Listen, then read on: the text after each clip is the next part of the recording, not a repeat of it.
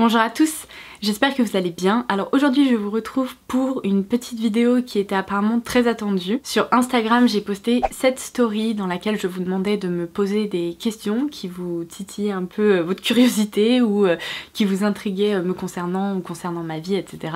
Et du coup j'ai reçu des dizaines et des dizaines de questions, donc je ne pensais pas que vous aviez autant de choses à me demander. Et bien sûr, je me suis dit que j'allais y répondre dans une vidéo parce qu'il y en avait tellement que je n'allais pas pouvoir le faire directement sur Instagram. Donc voilà, ça m'a donné une nouvelle idée de vidéo. Aujourd'hui je vais répondre à un maximum de questions.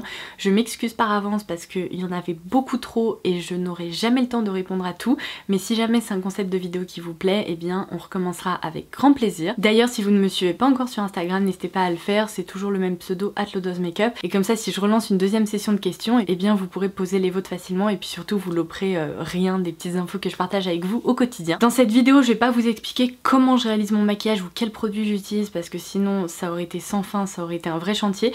Donc j'ai préféré me concentrer vraiment sur les questions et en déroulant la barre d'infos ci-dessous, vous retrouverez tous les produits que j'utilise pour réaliser du coup ce look. Et comme ça je pense que vous aurez absolument toutes les infos nécessaires. Voilà, donc écoutez, si vous avez envie d'en savoir plus me concernant, je vous invite à regarder la suite de la vidéo. Ok, alors on commence par une question facile puisque l'une d'entre vous m'a demandé en DM quel âge est-ce que j'avais. Donc j'ai 26 ans et j'aurai 27 ans le 22 août prochain. Alors ensuite j'ai reçu énormément de questions en rapport avec les études que j'avais fait, quel était mon travail, est-ce que YouTube c'est mon travail, qu'est-ce que je fais à côté de YouTube, parce que beaucoup d'entre vous savent qu'en effet je travaille à côté de YouTube puisque je vous l'ai déjà dit plein de fois. Je me suis grattée à la mort ici, c'est l'enfer, j'ai une grosse tache rouge mais bon c'est pas grave. Donc quelles études est-ce que j'ai fait? En fait j'ai toujours voulu travailler dans les cosmétiques, donc du coup j'ai commencé par me diriger vers une licence de biochimie que j'ai obtenue. Cette licence je l'ai fait à l'université de La Rochelle et si je vous précise ça c'est parce que après on m'a posé des questions par rapport à d'où est-ce que je venais, etc. donc j'y répondrai ensuite. Mais du coup je suis allée à La Rochelle pour faire ma licence de biochimie et en fait en troisième année, une fois que j'avais obtenu ma licence, j'ai réalisé que le milieu du laboratoire c'était pas trop fait pour moi, pour plein de raisons. Et du coup je me suis retrouvée face à un gros dilemme de est-ce que je poursuis là-dedans même si c'est pas fait pour moi et même si je vais probablement le regretter, ou est-ce que je me redirige. Et en fait j'ai eu la très bonne idée de me rediriger.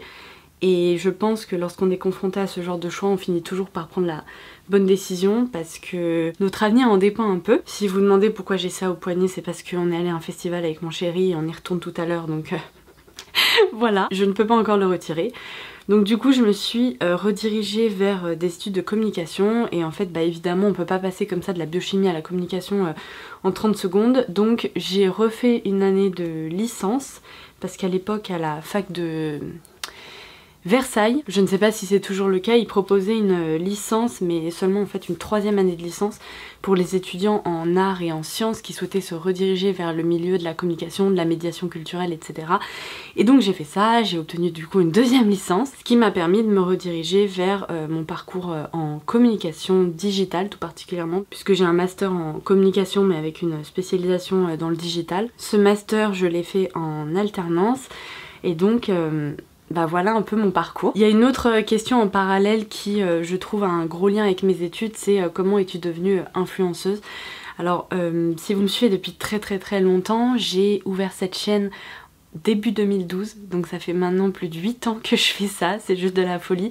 Et en fait j'avais ouvert cette chaîne parce que dans mon entourage j'étais un peu la seule à être aussi fan de cosmétiques et à m'intéresser autant aux cosmétiques, aussi bien d'un point de vue je veux dire rendu et utilisation que d'un point de vue formulation, texture, etc. Et je m'étais dit à l'époque quand je faisais ma licence de biochimie que ça pourrait potentiellement m'aider aussi à en apprendre plus, à échanger avec des gens qui ont un peu la même passion ou qui s'y connaissent. Et j'avais tout simplement des choses à dire à ce sujet, donc je me suis lancée. J'ai publié ma première vidéo et c'était une catastrophe, c'était dans une salle de bain avec une qualité plus que déplorable d'un point de vue image, mais voilà où on en est 8 ans après, comme quoi tout n'est pas perdu. L'une d'entre vous me demande comment t'es venue la passion du make-up. Sincèrement, c'est difficile à dire. À ce point-là, je saurais pas vous dire. Je pense que c'est juste quelque chose que j'apprécie parce que ça me permet à la fois d'être créative et en même temps de voir ça un peu aussi d'un point de vue revue et analyse. Et j'aime beaucoup ce côté-là en fait de ce que je vous propose sur YouTube. Après, il faut dire que ma maman a toujours été assez coquette, ma mamie aussi. Elle mettait toujours du rouge à lèvres. Ma maman avait toujours un placard plein de fard à paupières, de crème, etc. Et quand j'étais petite, je pense qu'on est très nombreuses à avoir fait ça, mais j'allais lui piquer des produits, ce qui la rendait un peu dingo, parce que parfois elle avait des trucs qui disparaissaient et ça la rendait dingo. Mais du coup, bien sûr, il y a eu cette curiosité qui a fait, je pense que je me suis vraiment... je suis en train de faire n'importe quoi, j'ai pas pris de pinceau pour l'anti-cerne, donc du coup je suis en train de galérer avec ce gros pinceau, mais c'est pas grave, on va y arriver. Du coup, je vous disais, oui, je pense que...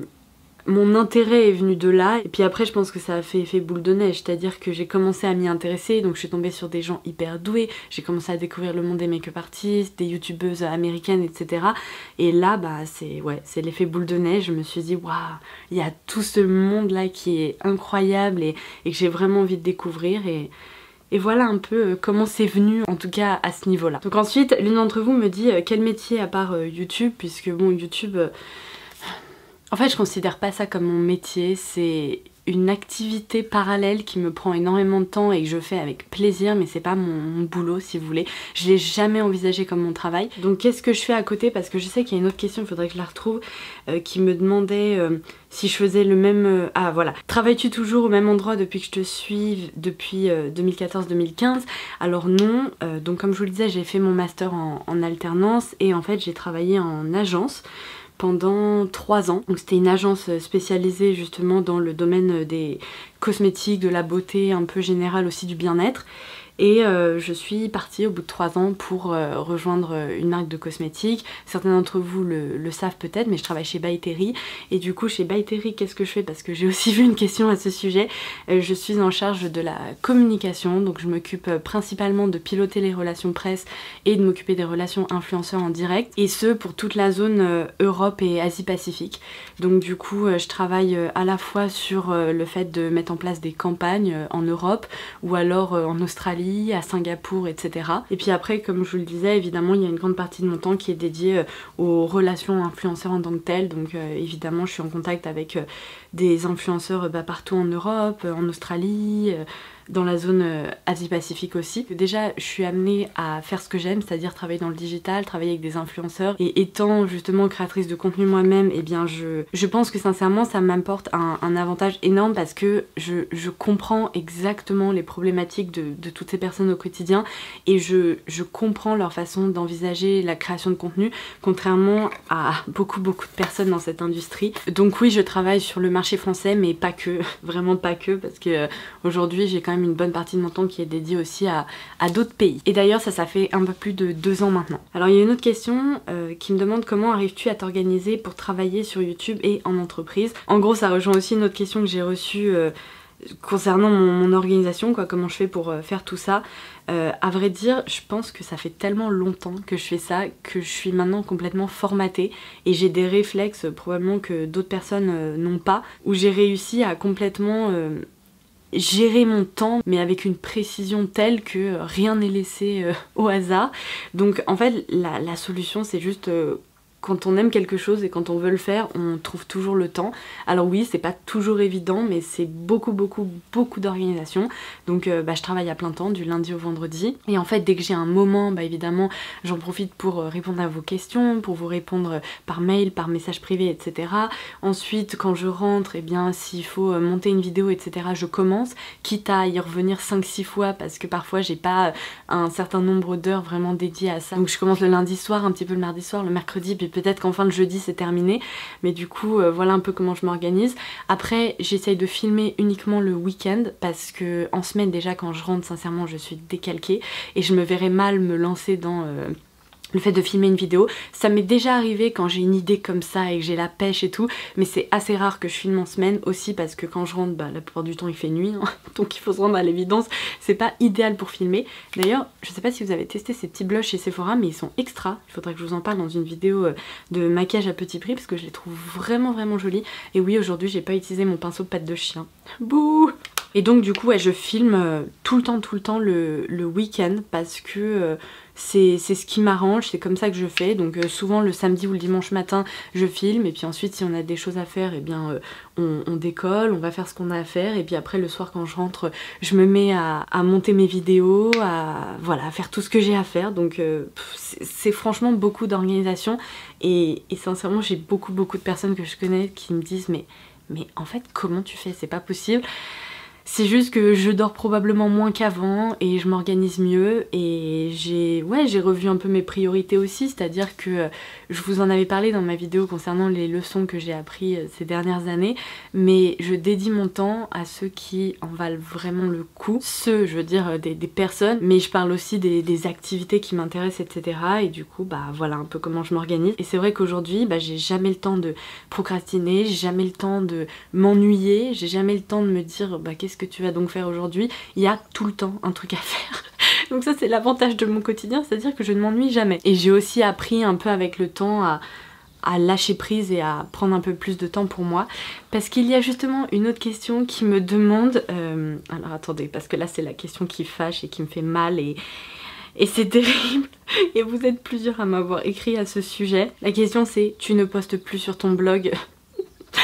Oh mon dieu, j'en parlais l'autre jour avec Sandria, donc une de mes meilleures copines, parce que en fait je suis arrivée à un point où je pense que j'ai tiré sur la corde, mais vraiment beaucoup trop tiré sur la corde, et ça a commencé à avoir des conséquences sur mon bien-être, ma santé et mon quotidien. Et en fait le blog, alors j'ai toujours adoré écrire, j'ai toujours adoré vous prendre des photos, vous proposer des articles, mais c'était devenu de la folie. Je vous publiais 1 à 2 vidéos par semaine, plus un article par jour pendant un moment, ce qui fait que là on peut le dire, je n'avais littéralement plus de vie, ça a duré trop longtemps et en fait je crois qu'il y a quelques mois la corde a lâché et je me suis dit c'est pas possible, il faut revoir tes priorités et revoir ce que tu es en train de faire parce qu'à un moment ça va exploser. Et j'avoue que le blog ça fait malheureusement partie des effets secondaires de cette situation, c'est-à-dire que j'ai arrêté en fait de prendre des photos pour le blog, j'ai arrêté toute mon organisation de ça faut photographier, ça faut tester, ça faut machin, parce que c'était tellement militaire que ça m'avait lassé au plus haut point. Et en fait au lieu d'écrire pour le plaisir, je finissais par écrire par mes obligations, littéralement par obligation, et ça me rendait dingue en fait. C'était pas ce que j'aimais, j'avais l'impression tout le temps de me forcer, non mais c'était devenu absurde quoi. J'écrivais des articles dans le métro, j'écrivais des articles quand je prenais le train, dès que j'avais 30 secondes, bah, je me mettais à écrire, et en fait ça devenait vraiment symptomatique d'un truc pas sain, et j'en ai eu marre. Donc du coup je ne vous dis pas que je reprendrai jamais les articles sur le blog, je pense juste que j'ai besoin de temps en fait. J'ai pas eu envie de délaisser les vidéos YouTube parce que je réalise que c'est là où j'échange le plus avec vous et du coup j'avais surtout pas envie de faire ça. Donc malheureusement c'est le blog qui en a pâti un peu. Après, j'ai oublié de prendre un goupillon. Crap. Après comme je vous le disais, je ne veux pas lâcher complètement. Déjà j'ai eu besoin d'une pause en fait. Je crois que je l'ai fait pendant trop longtemps comme ça et c'était plus possible. Et j'ai besoin de revoir un peu ma façon de fonctionner. Donc je pense que du coup le blog, eh bien il y aura, quand je reprendrai en tout cas, il y aura sûrement un peu moins d'articles. Il y aura sûrement une façon de faire un peu différente. Je dis pas que je reprendrai jamais, au contraire je pense que je vais essayer de reprendre cette année, mais juste je vais le faire différemment parce que sinon vous allez me retrouver en compote et c'est pas possible. Donc voilà un peu malheureusement ce qui s'est passé avec le blog. Tes destinations voyages de rêve, il y en a pas mal. Avec mon chéri on rêve d'aller au Japon et en fait pour tout vous dire cette année, parce que je crois qu'il y a une autre question qui me demande quel voyage prévu là prochainement ou cette année, on avait prévu d'aller au Japon cette année ou en tout cas d'ici l'année prochaine. Et bon, je vous passe les détails, mais en gros avec le coronavirus on est en train de se dire que c'est peut-être pas le bon moment hein, d'aller prendre l'avion et d'aller dans cette région là du monde, n'est-ce pas? Il faut savoir que, je crois que je vous l'avais dit en vidéo, avec le boulot j'étais censée partir à Singapour, on a tout annulé au dernier moment parce que si vous voulez le risque sanitaire était un peu trop élevé à mon goût, donc j'avais pas trop envie d'embarquer dans un avion à destination de je ne sais pas quoi, grosse surprise. Donc si vous voulez, même d'un point de vue perso, maintenant les voyages, je pense qu'on va s'amuser pour le moment, aller un peu de l'autre côté du monde. Donc où est-ce qu'on rêve d'aller? C'est sûr que le Japon on le fera. Moi je rêve aussi d'aller en Corée du Sud parce que bon, avec mon amour pour les cosmétiques, je pense que vous comprenez un peu pourquoi. Je pense que la Corée du Sud c'est un des pays mais les plus développés en matière de cosmétiques et du coup j'ai vraiment envie d'aller voir ça. Et puis extrêmement développé sur plein d'autres aspects aussi. C'est juste que moi je suis un peu obsédée avec les cosmétiques, mais bon, je pense que vous comprenez le truc. D'ailleurs en parlant de cosmétiques coréennes, je vais utiliser un Shine Fix Eyes comme ceci puisque il est trop beau et j'avais envie de m'en servir aujourd'hui. Qu'est-ce que je rêve absolument de faire, et ça j'en parle depuis des années. Aux États-Unis il y a 2 destinations que je veux absolument faire, la Nouvelle-Orléans et également la côte ouest des États-Unis. Alors en fait je suis déjà allée en Californie, on a fait San Francisco l'année dernière avec mon chéri, moi j'étais déjà allée en voyage linguistique il y a des années sur la côte ouest, j'étais pas loin de Newport Beach, Los Angeles, etc. Mais je rêve en fait qu'on se fasse un voyage où on prend la route et on va dans les parcs nationaux et on va voir ces paysages mais somptueux, parce que mais vraiment ça c'est le truc, j'espère qu'on aura l'occasion de le faire un de ces jours. Une autre destination de rêve, je dirais la Nouvelle-Zélande, tout simplement parce que les paysages, mais en fait je vois les photos, je me dis c'est pas possible qu'un endroit comme ça existe sur Terre, c'est sublime. Et enfin, je rêve aussi de faire un peu un voyage similaire à celui que je viens de vous décrire pour la côte ouest des États-Unis, mais au Canada. Parce qu'au Canada, il y a aussi des parcs nationaux qui sont sublimes. Et du coup, bon, je pense que vous l'avez compris, on est très parcs nationaux et nature avec mon chéri. Donc ça, ce sont un peu les voyages dans le top de notre liste. Après évidemment il y a plein d'autres destinations qu'on rêve d'aller voir, dans les destinations un peu moins lointaines et pourtant pour lesquelles j'ai vu des photos absolument dingos. Il y a par exemple la Roumanie, mais je rêve qu'on prenne la voiture et qu'on parte en Roumanie parce que je vais vous dire il y a des lacs et des paysages à couper le souffle, donc ça j'ai vraiment envie de le faire. J'ai aussi envie de découvrir un peu justement cette partie de l'Europe. Voilà, ça c'est un peu nos idées pour le moment. C'est vraiment joli ce petit phare, c'est lumineux, c'est tout ce que je voulais. Alors ensuite il y a quel âge ont tes beaux chats? Merci pour eux. Alors le truc le plus drôle c'est que moi je suis née le 22 août et eux sont nés le 15 août. Non mais c'est génial. Ils ont donc 4 ans et demi, ils sont nés en 2015. Et il y a ensuite cette question, est-ce que tes chats sont de la même maman? Donc est-ce qu'ils sont frères et sœurs, mâles et femelles? Oui, Kira c'est une femelle, Madden c'est un mâle. Ils sont issus de la même portée, ils sont nés quasiment en même temps. Et du coup oui, ce sont des frères et sœurs. Pour la petite anecdote, je devais aller adopter Kira uniquement. Je suis arrivée là-bas, j'ai demandé s'il restait d'autres chatons dans la portée pour les voir quoi, et leur faire un petit coucou et des petites gratouilles. Et en fait la personne chez qui je suis allée récupérer Kira m'a dit qu'il restait que son frère. Je l'ai regardé en mode comment ça il reste que son frère? En fait je ne vais pas laisser son frère tout seul, c'est pas possible. Donc je lui ai demandé de le rapporter et là bah coup de cœur quoi, je pouvais pas laisser cette petite boule de poil toute seule. Donc je suis repartie avec le frère et la sœur et c'était la meilleure décision de ma vie. Je ne regrette pas une seule seconde. Moi qui n'avais toujours envisagé avoir qu'un seul chat, finalement 2 chats ça demande pas particulièrement plus de travail. Je m'apprête à faire mon eyeliner donc il va pas falloir que je parle trop, mais ça demande pas particulièrement plus de travail. Au contraire, je trouve que ça en demande presque moins sous plein d'aspects, puisque bah il suffit de faire ce que vous faites en 2 fois, donc leur donner à manger oui pour 2, nettoyer les litières pour 2 chats, mais à côté, eh bien quand on n'est pas là, ils s'occupent, ils jouent ensemble, ils se sentent moins seuls, et franchement c'est juste génial parce qu'en plus ils s'entendent hyper bien. C'est pas des pots de colle comme certains chats peuvent être si vous voulez être tout le temps ensemble et tout, mais disons que on les retrouve souvent côte à côte à faire la sieste, ou alors on les voit jouer par moments ou se courser, et je pense qu'en fait ça les stimule plus et du coup non vraiment je regretterai jamais d'avoir adopté mes 2 chats en même temps. Juste c'était parfait. C'était le timing parfait. Et il y a une autre question qui me demandait si j'envisageais d'adopter un 3e chat. Non, tout simplement parce que je sais pas comment mes chats réagiraient. Je pense que 2 c'est l'équilibre parfait. C'est un peu ce que je pense pour si un jour j'ai des enfants aussi. Je m'imagine mal avec 3 enfants alors que peut-être 2 enfants ça pourrait fonctionner. Je crois que 3 là en tout cas pour les chats ça serait pas la solution idéale, parce que je me dis le pauvre soit il serait accueilli par les 2 autres, soit au contraire il serait complètement délaissé par les 2 autres. Ça me briserait le cœur si c'était le cas. Et en même temps les 2 autres sont là depuis bientôt 5 ans, donc c'est un peu les rois de la maison, hein, faut dire ce qui est. Donc non, j'envisage pas du tout adopter un 3e chat. On est très bien avec nos 2 petits chats. En revanche, mon chéri, mais a le rêve absolu qu'un jour on adopte un chien. Ça c'est autre chose, déjà parce que j'ai jamais eu de chien, donc en fait je ne saurais pas comment faire. Après j'adore tous les animaux, donc ça serait avec plaisir un jour d'avoir un chien.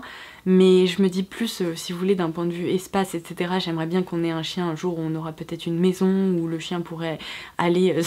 gambader dans le jardin et on pourra lui proposer des promenades un peu plus sympas que juste là, si vous voulez, en ville. Là en tout cas pour le moment je pense pas qu'on adoptera un chien tout de suite.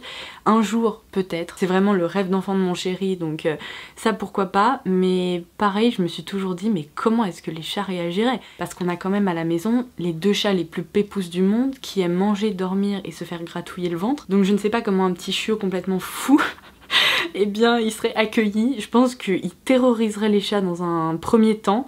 Après peut-être que ça deviendrait les meilleurs amis du monde. Mais je peux vous dire que ce sont des questions que je me pose parce que... Non mais c'est un rêve de mon chéri quoi, adopter un chien. Mais en tout cas, une chose est sûre, le jour où on adopte un chien, il faudra évidemment qu'on ait le temps de lui dédier toute notre attention, et particulièrement quand il sera petit pour l'éduquer, parce que sinon je vais vous dire ça crée des catastrophes.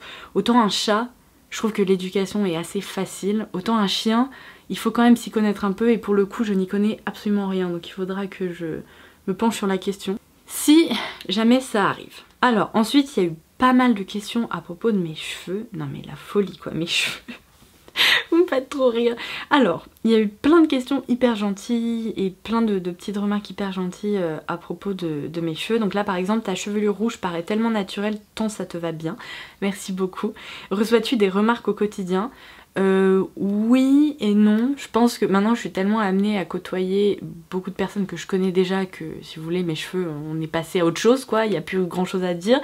Après quand je rencontre des gens, oui c'est souvent un sujet de conversation, mais en fait ce sont jamais des remarques mal placées si vous voulez. Ce sont souvent des remarques hyper sympas pour me dire que c'est joli, que ça me va bien, ou alors ce sont des remarques un peu intriguées en fait, pour me poser des questions, pour me demander comment je fais, etc. Quelle est ma couleur de cheveux naturelle, parce que ça c'est un truc qui a dû revenir mais je ne sais pas combien de dizaines de fois.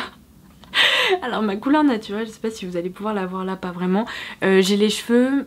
Alors déjà je l'ai pas vu depuis des années et des années, mais je dirais que ma couleur de cheveux naturelle c'est un châtain clair en fait. Il y a une autre question qui me demandait est-ce que pour le fun, en gros t'aimerais bien changer de couleur de cheveux? Non, certainement pas pour le fun, ça c'est sûr, parce que ce sont quand même les cheveux que je porte au quotidien. Donc pour le fun ça n'a jamais été le but. Par contre, là typiquement tu me demandais bleu, vert, orange, noir.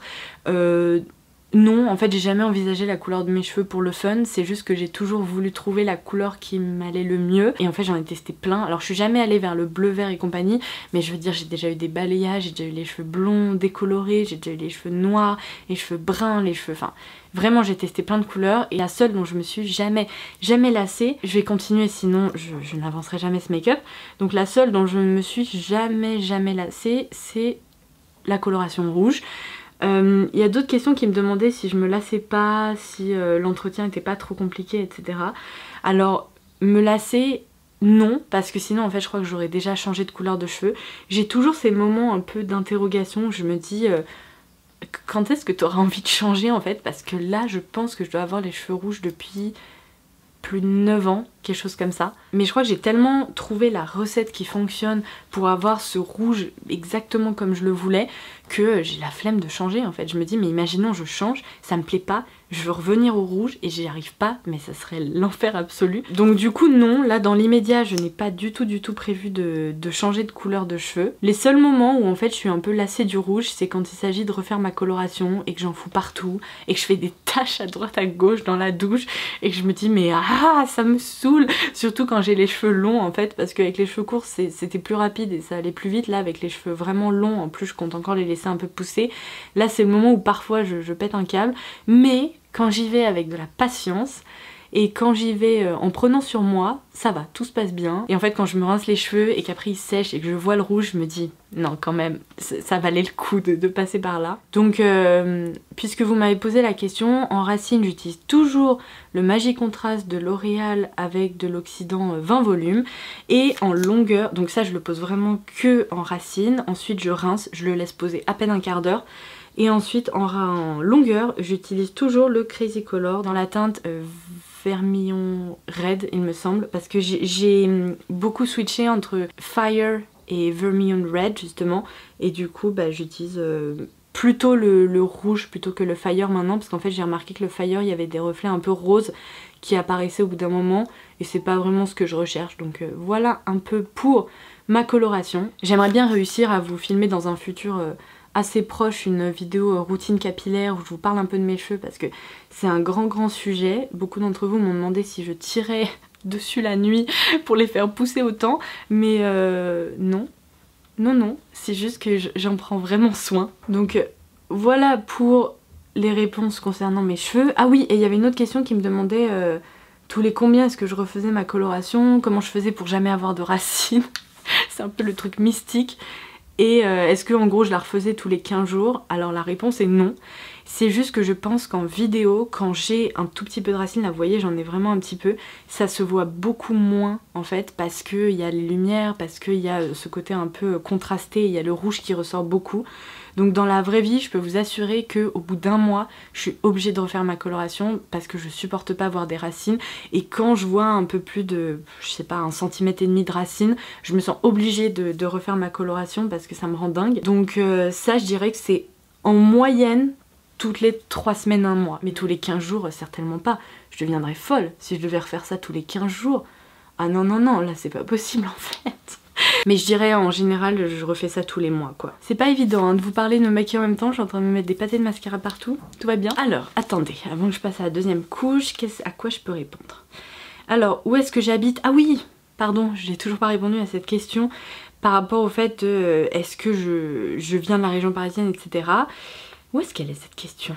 Est-ce que tu es de Paris à l'origine ou es-tu venue y vivre? Alors je ne suis pas de Paris et je ne suis pas venue y vivre, je viens plutôt de la région parisienne, tout particulièrement du 78 à la base. Et du coup oui, bon je pense que pour les gens qui sont pas de Paris, être en région parisienne ou à Paris c'est la même chose. Mais du coup oui, je suis originaire d'ici, j'ai toujours vécu et j'ai fait même la majeure partie de mes études ici. Comme je vous le disais, je suis juste partie 3 ans pour ma licence de biochimie à La Rochelle, mais pour être tout à fait honnête, je suis revenue très rapidement en région parisienne parce que, bon, je pense que La Rochelle c'était pas la destination idéale pour moi. Je n'aime pas le soleil, je n'aime pas les sports nautiques, je n'aime pas la voile, je n'aime pas le kitesurf. J'avais l'impression d'être entourée de gens qui ne parlaient que de ça toute la journée et j'avais littéralement l'impression d'être Calimero au milieu de tout ça, même si je pense qu'on ne peut jamais trouver la combinaison idéale pour une ville parce que soit il n'y a pas assez de choses à faire, soit il y a trop de choses à faire, soit il y a trop de monde, trop de transport, etc. Enfin, en gros c'est difficile de trouver l'endroit idéal, à croire qu'il y a juste au Canada que ça existe, à en juger par tout ce que je peux lire. Moi personnellement j'aime beaucoup la région parisienne, j'aime beaucoup Paris. Je pense pas que je pourrais vivre dans Paris, ça me rendrait dingue, mais le fait, vous voyez, d'aller travailler à Paris et ensuite de rentrer chez moi le soir, donc j'habite pas dans Paris même, bah j'aime bien cette routine en fait et je trouve que ça me correspond assez. Encore une fois, ça bouge, on s'ennuie jamais, peu importe ce qu'on veut faire, où est-ce qu'on veut partir. C'est tellement facile, on a tous les transports à côté, les aéroports à côté. On a accès à n'importe quelle expo, n'importe quel ciné en anglais parce que c'est pas le cas partout en France. Et tout ça, bah, je dois dire que oui, ce sont des avantages mine de rien que j'adore en région parisienne. Et c'est pour ça qu'en fait, pour le moment, j'envisage pas du tout de partir ailleurs. Et sincèrement, je me suis toujours dit que si un jour je décidais de partir, je pense pas que je partirais pour une autre ville en France, je pense que je partirais pour un autre pays quoi. Oh là là, ça me stresse parce que j'ai l'impression de pas avoir répondu à cette question, il y en a encore tellement. Au pire, je referai une édition si jamais ça vous intéresse, parce que là il me reste plus qu'à me maquiller les lèvres et j'ai quasiment terminé. Mais du coup, à quand une nouvelle vidéo Colourpop? Bah pour le moment j'ai pas recommandé sur le site, donc pas tout de suite, mais peut-être que dans l'année ça arrivera de nouveau parce que c'est une marque que j'adore. Ce sont vraiment juste les frais de douane qui m'avaient refroidi la dernière fois où je me suis dit mais c'est pas possible, donc on verra, je retenterai ma chance mais un peu plus tard. Ma marque de luxe préférée ou favorite, je pense vraiment que c'est Chanel. En tout cas pour tout ce qui est maroquinerie, chaussures, accessoires, broches et compagnie, c'est définitivement Chanel. J'aime beaucoup l'esthétisme de Dior et il y a plein de pièces Dior que je trouve sublimes, mais Chanel c'est dramatique. J'ai une propension à aller attraper ma carte bleue pour acheter des trucs Chanel, c'est juste en fait j'ai no self control quoi, c'est dramatique. Donc je pense que ça en fait vraiment ma marque de luxe préférée. Ensuite il y a une question qui me dit pourrais-tu sortir sans make-up au ciné par exemple? Alors ça me dérange pas d'être sans make-up, vous voyez, à la maison et compagnie. Enfin, je suis très souvent sans make-up. Quand je rentre le soir, je me démaquille très rapidement parce que je trouve ça plus agréable de passer une soirée justement sans make-up. Après, sortir sans make-up, j'avoue que c'est encore un peu compliqué pour moi dans le sens que par rapport à ce que je fais, je vous croise tellement souvent, mais vous avez pas idée, parfois dans des situations je me dis mais c'est pas possible. Là typiquement aller au ciné ou aller chercher le pain, ça serait le moment où je croiserais l'une d'entre vous et on est d'accord, même si ça serait pas dramatique que je n'ai pas de make-up sur la tronche, vous êtes quand même assez nombreuses à me demander une photo ou quoi et j'ai pas trop envie que le seul souvenir que vous ayez de moi c'est une photo avec la tronche complètement fatiguée et sans make-up. Donc quand je sors, j'ai tendance à faire quand même le minimum, c'est-à-dire un tout petit peu de fond de teint, de poudre, au moins mascara et puis un peu de blush quoi. Après généralement quand je sors, je prends tellement de plaisir à me maquiller que c'est automatique, c'est une sorte de routine pour moi. Donc c'est vraiment rare. Je pense que le fait de sortir avec vraiment rien du tout sur le visage, c'est très rare. Et donc oui, c'est lié à ce que je fais, mais c'est aussi tout simplement lié au fait que j'adore me maquiller, donc c'est difficile pour moi de pas le faire le matin en fait. Top fond de teint petit prix, et bien aujourd'hui j'ai encore utilisé mon Ink Lasting Cover de Peripera qui coûte quelques euros. Mais peut-être que oui, avec plaisir, un jour je pourrais vous faire une vidéo concernant mon top fond de teint à plus petit prix, avec plaisir. Ensuite, non mais il y a trop de questions en fait. Je vais devoir mettre mon rouge à lèvres et je vais devoir peut-être faire une deuxième partie ou refaire ça un jour parce que là c'est pas possible, vous vous êtes déchaînés, il y a tellement de trucs. Mais en gros les thématiques que j'ai abordées sont quand même les thématiques qui reviennent le plus. Il y a une question sur mon jeu de société préféré. J'adore les jeux de société, mais depuis bien 3 ans maintenant, j'adore les jeux de société. Je me suis développé une passion pour ça. Je trouve qu'il n'y a rien de mieux que de faire une après-midi jeu de société avec mes potes, c'est juste génial. Mais du coup, alors, un des jeux de société que je préfère, ce sont les escape games Unlock. Je vous laisserai ça si vous voulez en barre d'infos. Ce sont tout simplement des escape games mais à faire à la maison avec une pile de cartes et puis il suffit de lancer une application sur votre téléphone. J'adore ça, mais j'en suis arrivée à un point où presque une fois toutes les semaines ou une fois toutes les 2 semaines, on se fait une soirée Unlock avec mon chéri parce que vraiment, c'est une de mes passions en ce moment. Sinon, récemment, on a joué aux Aventuriers du Rail, j'ai trouvé ça juste génial. J'aime beaucoup les jeux de dessin parce que je suis tellement nulle et souvent les gens sont tellement nuls en dessin, il faut dire ce qui est, que ça en devient hilarant, surtout quand on joue à plusieurs. Du coup j'adore esquisser. Là récemment on a joué un truc qui s'appelait Duplix je crois, c'était très drôle, on s'est vraiment marré. Mais en fait n'importe quel jeu de société, si vous me proposez d'y jouer, généralement je serai partante. On aime aussi pas mal Codenames, je crois que ça s'appelle. Bref, si vous voulez, je vous ferai une petite liste en barre d'infos des jeux auxquels on aime beaucoup jouer. Et alors je vais répondre à une dernière question parce que elle a un lien avec les lèvres et vu que je viens de terminer par les lèvres, on va terminer par ça. En gros, la question c'était, ah voilà, c'est la mode des injections dans les lèvres, est-ce que tu es tentée toi aussi ? Non, jamais de la vie, mais jamais je ne ferai d'injection dans les lèvres. Alors d'injection ailleurs, je ne sais pas, pour combattre le relâchement cutané ou que sais-je, pourquoi pas. C'est un truc sur mon visage que je pourrais peut-être envisager, mais les injections dans les lèvres dans le but de les faire grossir, mais non. Jamais en fait. Je pense que vous le savez, que vous avez fini par le comprendre avec moi.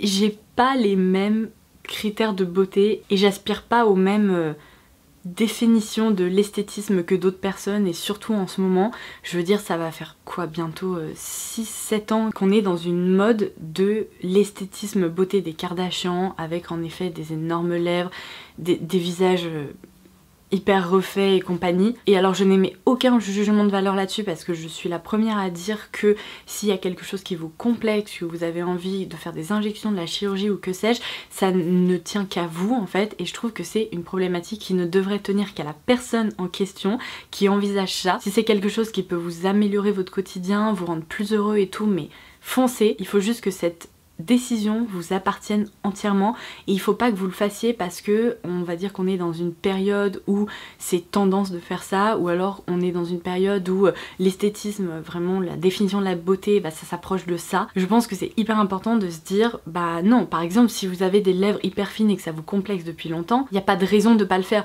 Mais par contre si vous avez des lèvres fines et que vous vous dites oui mais en ce moment c'est la mode des lèvres hyper gonflées etc, mais ne faites pas ça en fait, ça n'a pas de sens. Il faut juste que ça vous intéresse vous et que ça vous plaise à vous et que vous vous référiez pas à des critères de beauté qui sont juste tendance en ce moment et je trouve ça hyper important parce que on voit ça partout sur les réseaux sociaux et moi à chaque fois je me dis mais qu'est-ce que ça fait aux ados quoi, et aux filles qui sont hyper jeunes et qui ont que ça comme critère de beauté.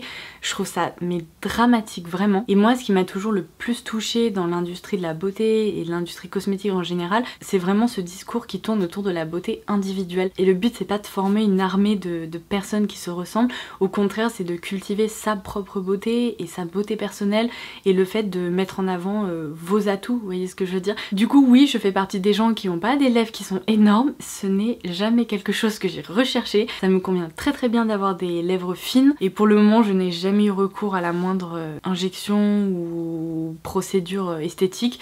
Évidemment si un jour c'est le cas je vous en parlerai avec plaisir, mais pour le moment non. Je n'ai jamais testé. Il me reste plus qu'à mettre un petit coup de spray fixateur sur tout ça. Et ma foi, je pense que j'aurais déjà bien suffisamment parlé dans cette vidéo, donc on va s'arrêter là. Je suis désolée d'avance parce que je sais que j'aurais jamais pu répondre à toutes les questions, mais pas de souci, on pourra refaire une deuxième session ou autre avec plaisir. D'ailleurs si vous avez d'autres questions n'hésitez pas à les poser ci-dessous et puis on refera ça bientôt. Bon, je vais m'arrêter de parler, j'ai la gorge toute déshydratée, il faut que j'aille prendre de l'eau. J'espère vraiment que ce petit Get Ready With Me dans lequel j'ai répondu à toutes vos questions vous aura plu. Et en attendant la prochaine, je vous embrasse très fort et je vous dis à très vite. Bye bye!